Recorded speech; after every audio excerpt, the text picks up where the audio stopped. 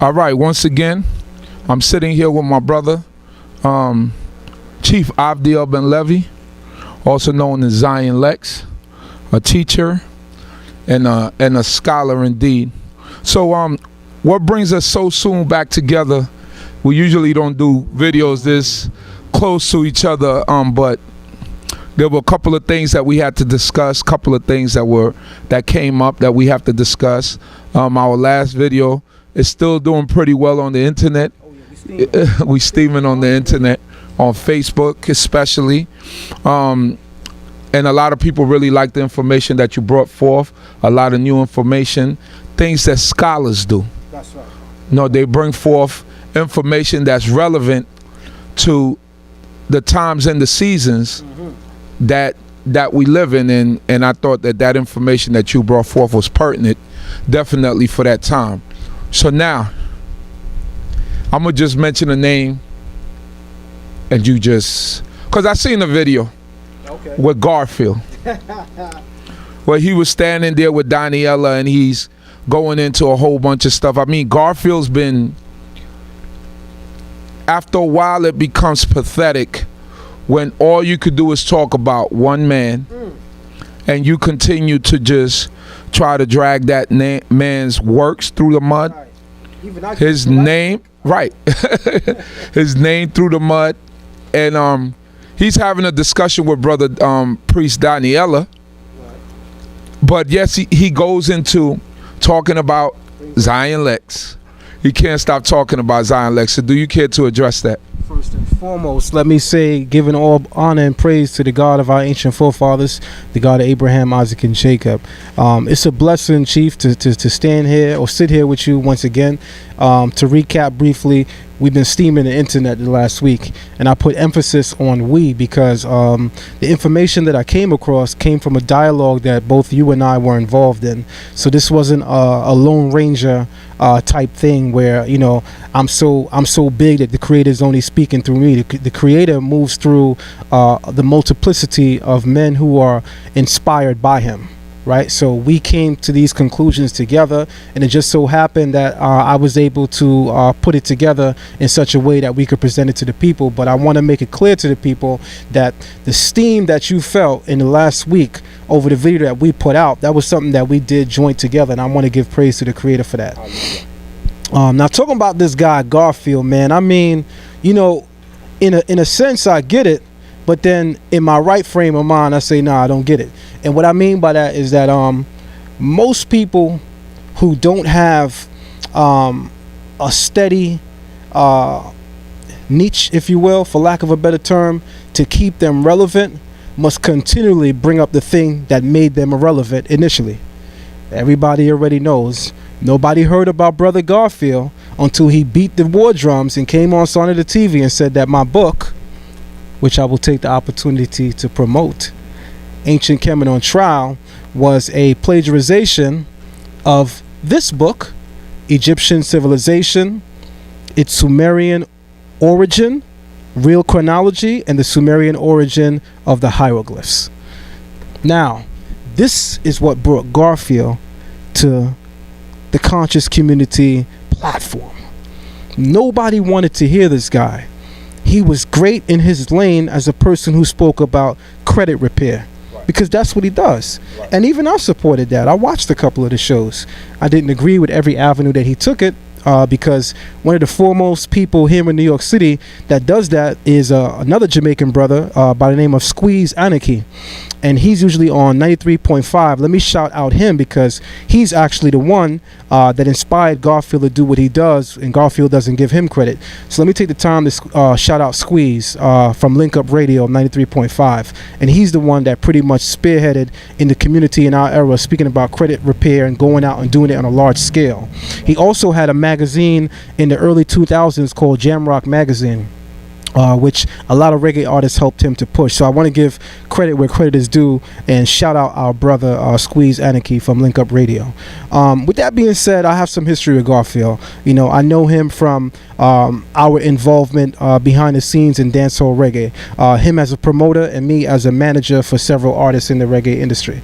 So we go back before the conscious community, and I think that Garfield's issue with me is that We come from a similar background, but it seemed as if I had a greater push than him.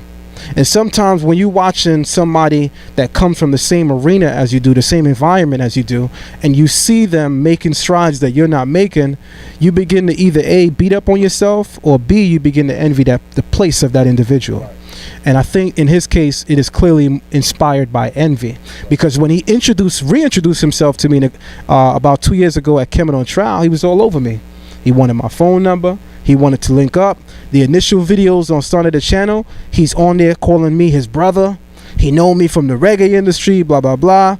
But now it seems that the conscious community has turned against me, and he's found his niche. He's found his way to get in and get the applaud and arouse the people with whatever it is that he's trying to do. But here's the problem with that. Everyone that knows me good and personal will tell you verbatim that we may not agree with everything that Zion Lexx may say or do, but one thing we will tell you is that the brother is a scholar. And I am not saying that about myself. You have witnessed this yourself, as we have both been in places where elders from our community have placed that title and that appellation upon me. So we both recognize that it is not me that is going around talking about I'm a scholar. This is something that the community has placed upon me as a title, right? With that being said, Garfield's newest video is entitled Lions of Israel versus the Dagger Squad. And of course, instead of deal with the Lions of Israel, of which some real lions was there, shout out to Priest Daniela, he decided to use the opportunity to once again bring up the person or the thing that made him relevant in the community. Thank you. Thanks for giving me the opportunity, brother. Now, you said somebody put their time in to do what, though? To copy somebody else's work and pretend it's yours? That's not work. That's stealing people's information, which is against the laws in the book of the Bible. Thou shalt not steal. So if you steal somebody's information, has he repented to the Hebrew community for taking L.A. Waddell's work? What I'm trying to say is, has he come out in front of the community and said, you know what? I lied about my book. I didn't put any references in my book. I broke actually an ethical law, not the law. He broke mad ethics when it comes to writing it. But when you're trying to make a book called KEMET on Trial, you knew exactly what you were doing. You were trying to capitalize, exactly, a pamphlet. You're trying to capitalize on people's emotions. So when Hebrew brothers see a Hebrew brother write a book, you're going to support it because you say, hey, he represents Israel. But when you represent Israel, you got to be on point. You can't break your laws and represent Israel. That's the first thing that he did. He broke the laws. I'm going to ask you a question, right? In defense of the brother, I'm going to ask you a question. When you say that he stole people's information, talk to me specifically what you're talking about, because I'm looking through Jabari's book and I'm seeing some of the same things. But I'm gonna let you talk. Hey, and I'm gonna defend Jabari because he's not here. You're gonna have to point out where he didn't quote somebody. Hold on a second before you do it. Because you talked about the hold on. No. I'm gonna get you it. You know what? It's your interview at this point. No. I'm gonna let you rap. One of your biggest criticisms of Zion Lexx was the fact that one of the images that he used, I know that you said you had, either you or Jabari reached out to the person that actually owned the image. So my thing is that these images that are in this book, did he reach out to all these authors and get permission to use all these books? Does he have the right to use all the information in this book? Problem. So of course he wants to question, and I call it bait, brother Priest Daniela, into antagonizing me or possibly showing disdain, disgust, or hatred for me and what I represent. Not only did Daniela not take the bait, but he actually flipped it and reminded Garfield that, hey, you guys were supposed to have a debate. Aren't you running from him? At least that's what I'm hearing, because we all been hearing this. All right. So Garfield responds by getting into my book, and he says that, you know, I owe the conscious community an apology.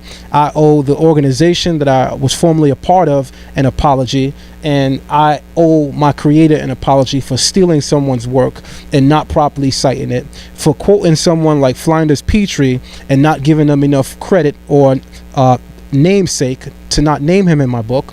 And also he makes the silly, I mean, this is just ludicrous, that although I scream being pro-black, or i.e. black power, I'm quoting someone who believed in the Aryan origin of civilization. And he's talking about the book Egyptian Civilization, its Sumerian origin, real chronology, by L.A. Waddell. L.A. Waddell was certainly known to be an Aryan. He was certainly known to have been someone who believed that both the Egyptians and the Sumerians were Aryan in origin in terms of their race and their creed. But let's stop. The difference between the Hebrew Israelite community and a great bulk of the Kemetic community is something that we all can come to terms with by saying scholarship. What do I mean by that? Did the Kemetic community forget that every single so-called Afrocentric scholar founded their ideas on Egypt being the light of the world on Gerald Massey's book, Egypt, Light of the World? Gerald Massey is not black. Gerald Massey is a European. He is the first person in the late 1800s to speak about Egypt as the origin of civilization and even as the template of the Bible. The Afrocentric scholars that come after him, such as Sheikh Anta Diop, may his memory be blessed, I have a great deal of respect for his work, John Henry Clark, Dr. Ben, these individuals are quoting his works, and all of their books reflect his works. But it goes even further, because James Henry Breasted believes that the Egyptians were not white and black in color, that they were white. He's a person that has authored several Egyptian hieroglyphic or Medu-Neter dictionaries, of which many of the scholars in the Afrocentric or conscious community quote.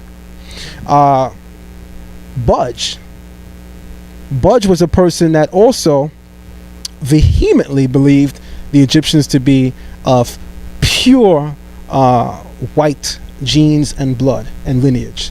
So if we're going to honestly critique me for using a European who views ancient African civilizations as originating with people who lack melanin, such as Europeans, then you got to put on trial all of the Grandmaster teachers. And that's all I'm saying. I don't even have a problem with people pointing that out, because I'm a person that I deal with scholarship, and the real bottom line is this, and I'll give it to you in two ways. You ever went to a concert of your favorite artist and had the opportunity to get behind stage? This is your favorite artist now. You love all his music. You get up close and personal and a reality hits you. Sometimes when you get real close up on a person, you begin to smell what the Hebrews call as zoak. You know, the lay world would probably say shit. I'm going to just say it as it is. Sometimes when you get up and close and personal to those that you respect, for whatever reason you may respect them, you begin to see things that may draw you back. But does it discredit their contribution and their work? That's another story. Saying all that to say, every black scholar who pushes Kemet is not genuinely in love with black people and wanting and desiring to see them become great as a people, as a nation. Take a page out of Brother Polite's portfolio. He's doing everything but pushing black power at the moment. But he introduced himself in the community selling and pushing what he know the people wanted to take, black power. But right now, you know, he's arguing about whether or not black people should be wearing dashikis, because they're not made in Africa. They're not made by Africans. So how does that represent Africans? So don't criticize me, is what Brother Polite says, when I have on my my Versace, you know, and all these Italian wear. Don't criticize me for that, because none of this was made by black people. So if you're going to criticize me for this, I'm going to criticize you for your dashiki because it doesn't have a black stamp. But we all know that white people ain't wearing dashikis. I mean, you might find a couple, but I mean, it's not associated with them. It's not enough to associate it with white people. So with that being said, I deal with scholarship.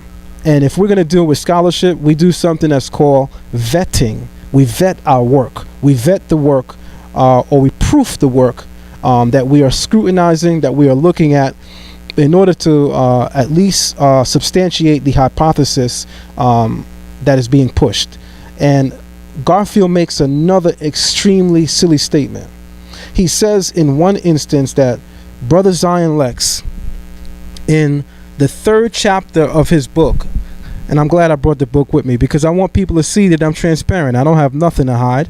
You know, when I presented this work to the community, I presented it in a very honorable fashion. There was nothing dishonorable about the way that I came with this book. So Brother Garfield says, I want you to just hold that for 1 second. Brother Garfield says that the 3rd chapter of my book is a plagiarization of the subtitle of this book. The subtitle of this book is Sumerian Origin of the Egyptian Hieroglyphs. Can you read for us, Chief, the chapter title of my 3rd book? It reads, The Sumerian Origin of the Hieroglyphs, Metu Neter. All right. Say that just one more time. The Sumerian Origin of the Hieroglyphs, Metu Neter. All right. So here's the problem that I want to point out real quick. Brother Garfield makes an extremely erroneous statement. Before going into a series of pictures that represent books that are actually published and written, I want to make a statement to the conscious community and those who actually vet scholarship and know how scholarship works. No one owns a patent on a hypothesis. Let me say it again. No one holds a patent or a copyright on a hypothesis. For instance, if I come and I say that I believe that man evolved from air or from fire, someone can come along 10 years later and say the same thing. They don't owe me anything. That is not my intellectual property. There are a series of things that do not fall along the lines of plagiarization and copyright, of which I'm going to read off some of them to you. There are many ideas that do not fall in the category of plagiarization or copyright infringement. One of them is a law of nature. For example, to every action there is an equal and opposite reaction. Anybody can say that. That's obvious. That's observable. A rule of human behavior. For example, people in a particular demographic tend to buy the same items. That's observable. Right. That can be formulated or imagined by anyone. No one owns a patent by that. A biological hypothesis. Taking antioxidant supplements makes people healthier. Nobody owns a patent on an hypothesis, something that I said earlier. And the last one is a philosophy or religion.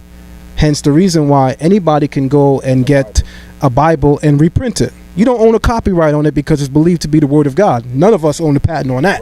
Right. The Book of the Dead, nobody owns a patent of it. You can get a hold of the original copies and you can publish them right now. And that's in KEMET. So with that being said, no one owns the patent on a hypothesis. When L.A. Waddell wrote his book, Egyptian Civilization, Its Sumerian Origin and Real Chronology, and he subtitled it The Sumerian Origin of Egyptian Hieroglyphs, this is something that he demonstrates, but this greater community on a whole did not adhere to it, meaning they didn't think that it was enough evidence to be fact. Therefore, it remains a hypothesis, or i.e. a theory. All right? So he doesn't own a patent on it. He cannot have a copyright on this. Anyone can say it. And to prove it, I'm going to do something that just involves a little bit of common sense. For instance, the entire conscious community knows that Sheikh Anta Diop wrote a book entitled The African Origin of Civilization. Right. But guess what you may not know? George Wells Parker wrote a book entitled The African Origin of the Grecian Civilization. Now, why did I even bring us there? Because it has the word Grecian. Everyone knows that the Western world says that the Greeks introduced civilization, and there was no one prior. Right. So if he posits in his book that the Africans originated Greek civilization, then he's also saying the Africans originated civilization. Mm-hmm. Tomato, tomato. All right? But I'll give you a title that's actually more in sync. There's an author called Hermel Hermstein who wrote a book entitled Black Sumer, The African Origins of Civilization. He also titled his book, or subtitled his book, The African Origins of Civilization. Let me say it again. Sheikh Anta Diop has a book that is well known in the conscious community.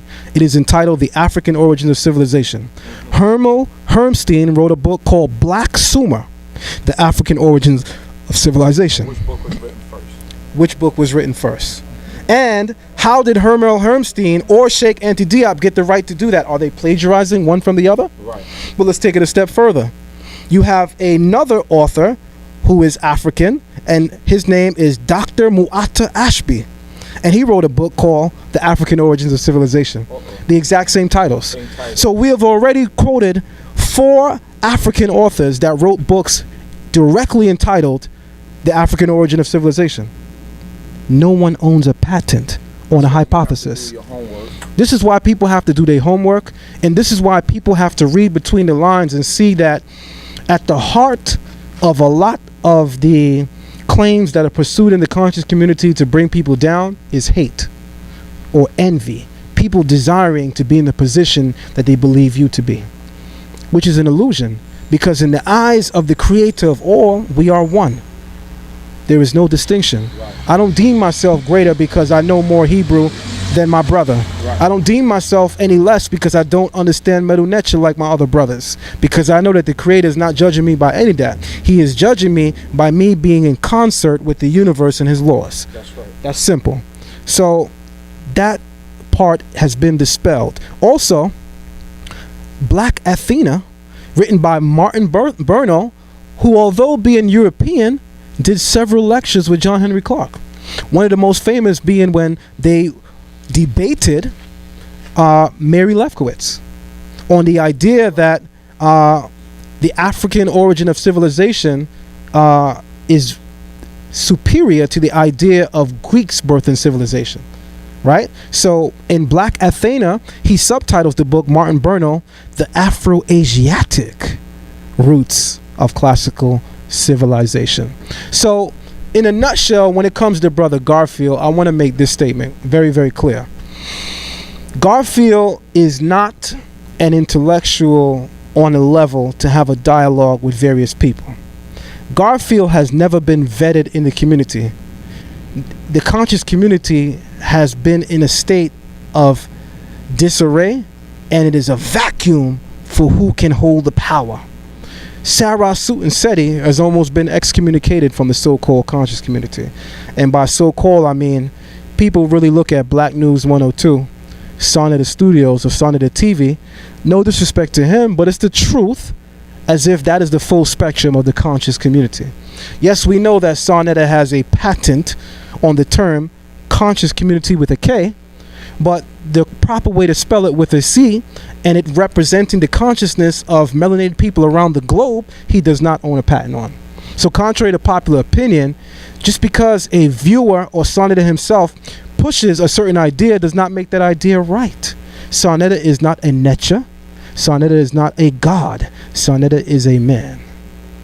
And those that appear on platforms like that tend to feel like, because there are over 1,500 people in a room at a single moment agreeing with the most pseudo teacher, that, oh, they're right. No, because we know that the majority of the world is deaf, dumb, and blind. Right. That is an absolute fact. So when you got the majority of a group of great people agreeing with you in a time when these same great people are disillusioned by their own wickedness, you want to almost believe that you would probably be one of the greatest proponents of the very wickedness that they are slave to, if they're in agreement with you. Right. I want people to go back and think about what I just said.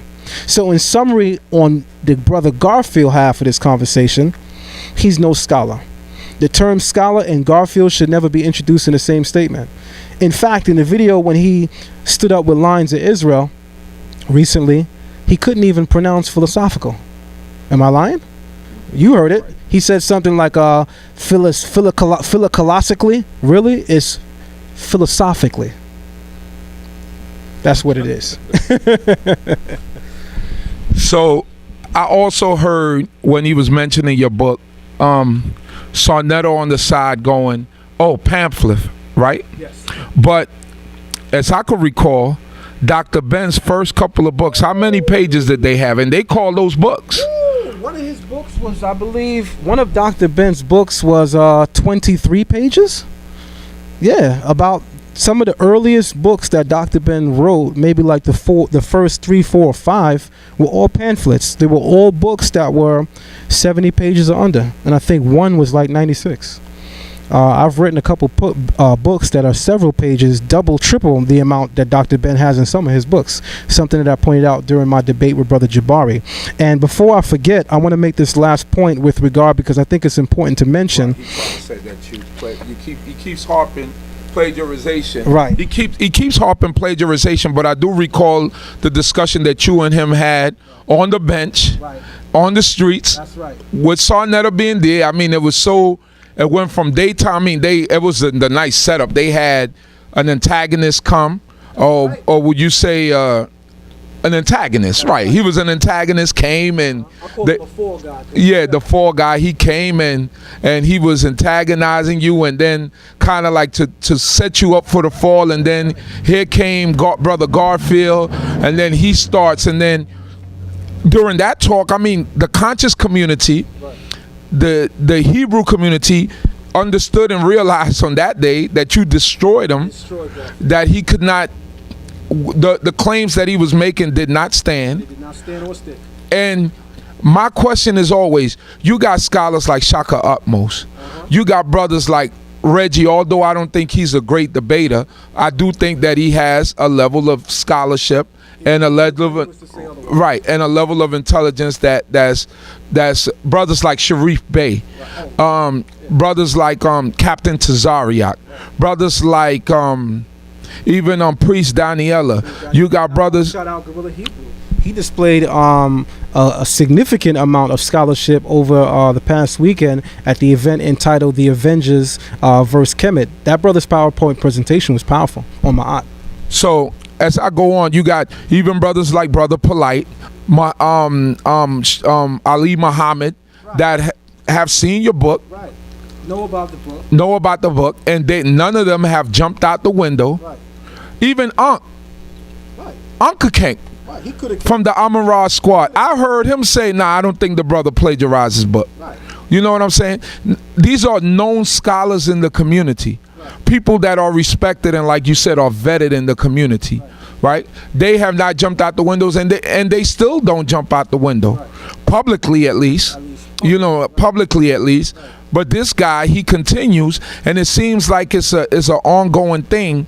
And I'm starting to believe that it is a bit of, I don't know, hatred is a strong word, but I can't find anything else that goes with that, because, or envy or jealousy, because it becomes an annoyance after a while, and for someone to keep having to answer the same questions about their book, you know, it really becomes a moot point, because the other scholars are not saying it.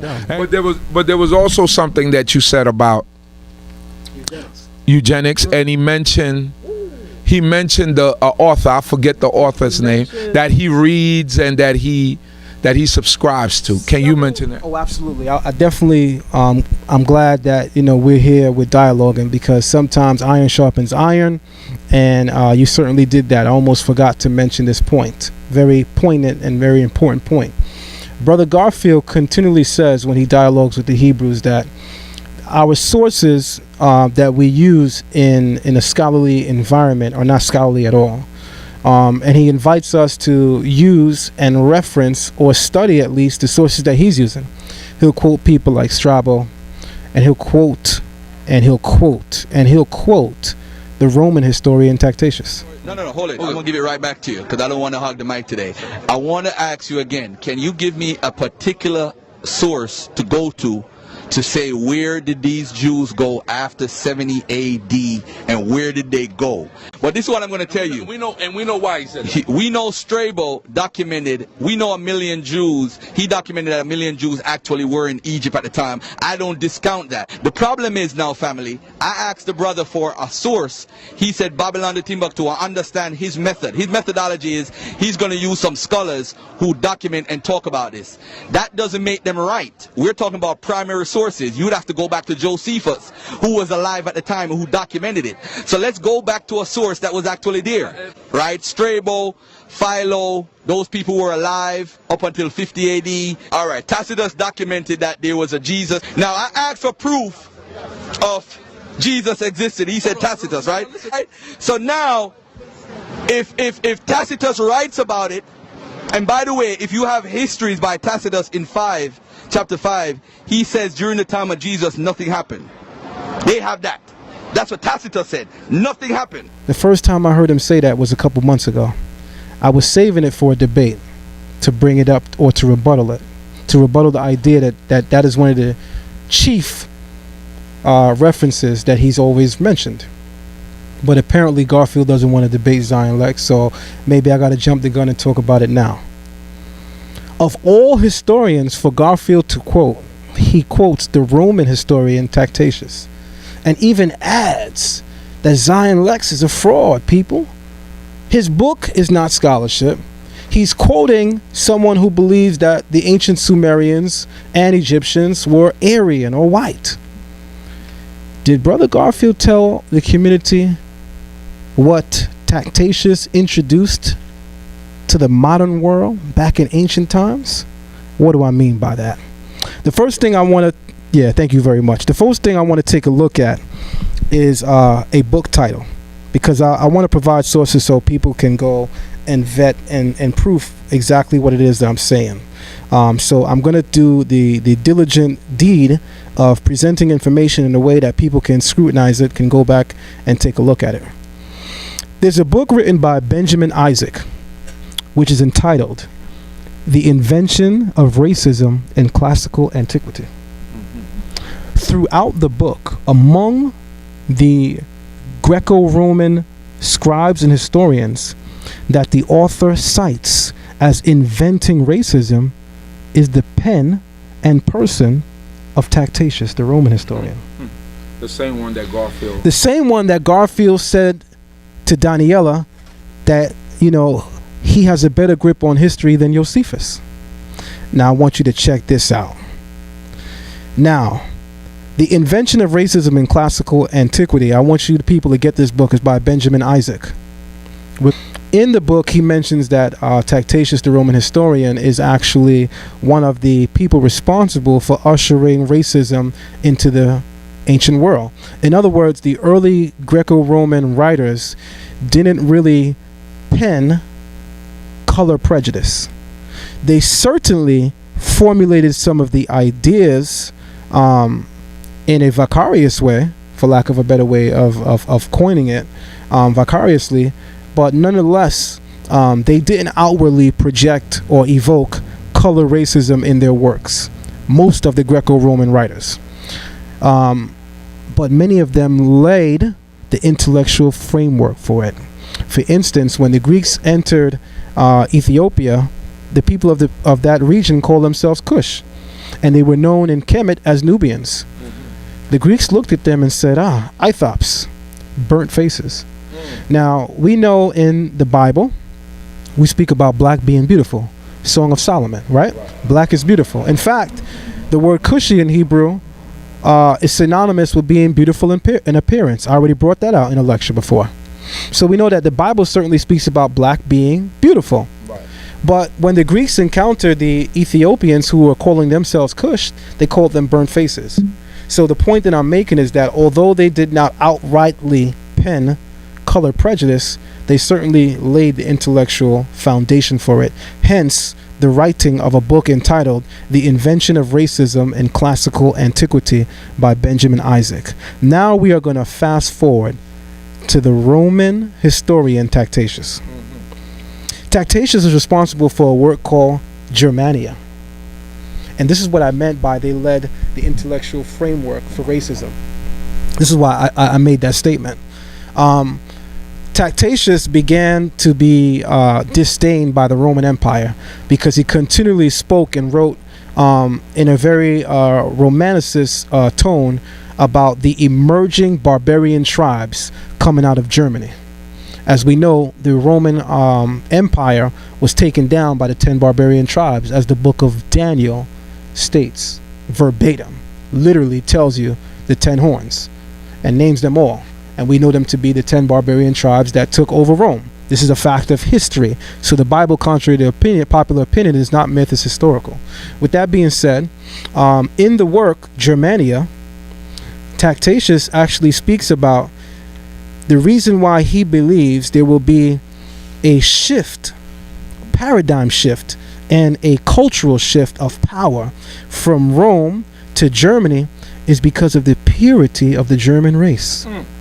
He says in his book, he says purity of the German race is going to be the chief reason why they dominate and ultimately conquer the Romans.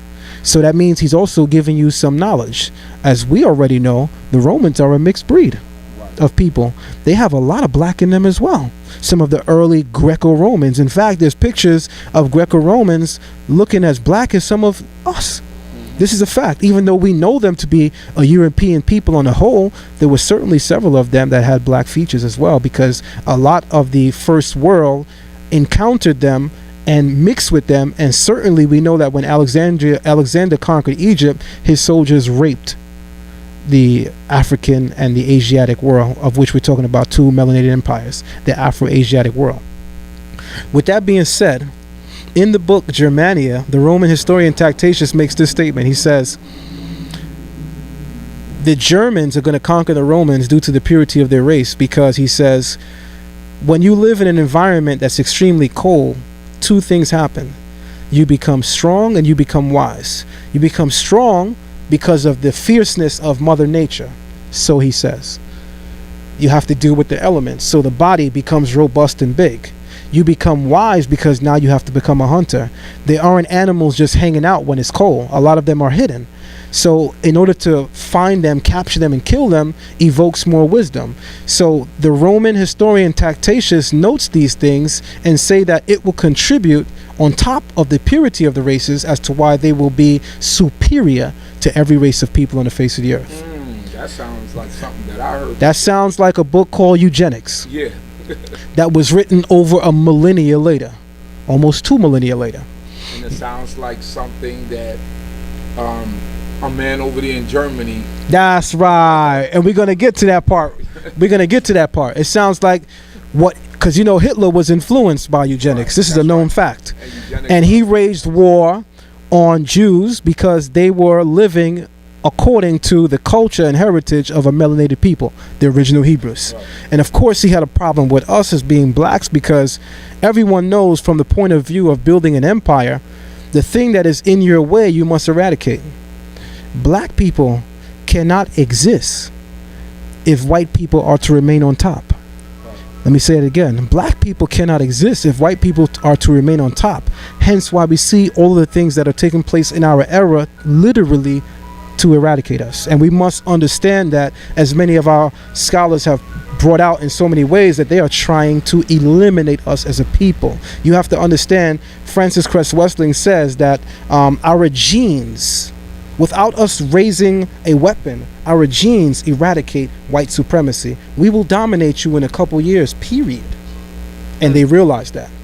But here's another thing that he says in the book called Germania. People that live in extremely hot climates tend to be lazy. Wow. Tend to not prosper. Wow. Tend to not have unity. Wow. What does that sound like? He said that in the book entitled Germania. Now, the author of Eugenics quotes the Roman historian Tacitus throughout his book, Eugenics, and considers the Roman historian Tacitus as the inspiration and chief influence for eugenics. So you mean to tell me, Garfield, you have an issue with me quoting an Aryan scholar on the origin of civilization, because even though he believes it began in Sumer, which we know are a black people, he credits the Sumerians as originally being white. But you don't admit or tell the people that so does Gerald Massey, so does Wallace Budge, so do all of the European Egyptologists. They all believe the people of Egypt, including Flinders Petrie, not to be melanated, but to be of color. But that didn't stop every single major Afrocentric historian in our community from quoting them in their book. This is how we vet scholarship.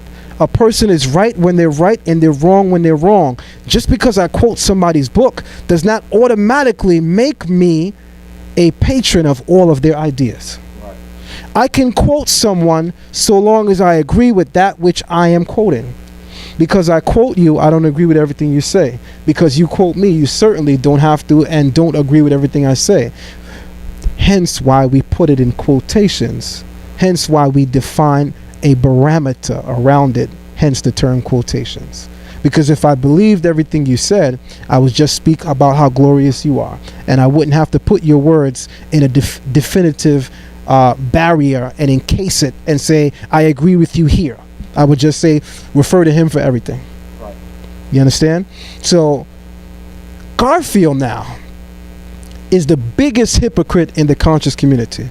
Without any body of work, shout out to Priest Daniela for pointing that out, something that many of us know, but humility causes many of us to allow him room to grow. But when you have a person that is moving with such wickedness, you have to put them in their place. And the Hebrews have been some of the best in the conscious community to sit people down and put them in their place, even as Brother Captain Tazariak correctly referred to Brother Jabari as a Kemetic Christian, because that's exactly what he is. You know what I mean? Shout out to Captain Tazariak. So with that being said, Garfield has an issue with me quoting an Aryan, someone who believed in the Aryan origin of civilization, L.A. Waddell. L.A. Waddell was influenced by those that believe in that. But guess what, Garfield? You're quoting the guy who is considered the inventor of it, the father of it. You're quoting the Roman historian Tacitus, who was considered one of the chief people in antiquity as inventing racism and laying the intellectual framework for books like Eugenics. I almost want to drop the mic on that, but I'm going to pass it to you.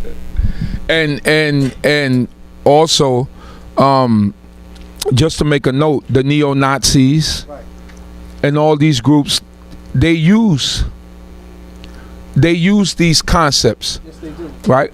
The neo. Let me say this one thing, please. I apologize. It's very important. What Garfield says in regard to me quoting L.A. Waddell, who is a person that posits that the Sumerians were Aryan in race and the Egyptians were Aryan in race, which we know to be a racist theory, because there's no proof whatsoever to substantiate that. So it's clearly a racist theory. Don't you know that I note that in my book? We're in chapter 5. We're in page 5, chapter 1 of my book, or my pamphlet. It's an excellent pamphlet, by the way. And you know what's gonna be respected on a high level in a couple of years, because you never really get the credit that you deserve in your lifetime. But you know what's going to be highly respected in a couple of years? People are going to look back and they're going to be able to say, in 54 pages, Zion Lexx chin-checked the entire conscious community. Right. In 54 pages or less.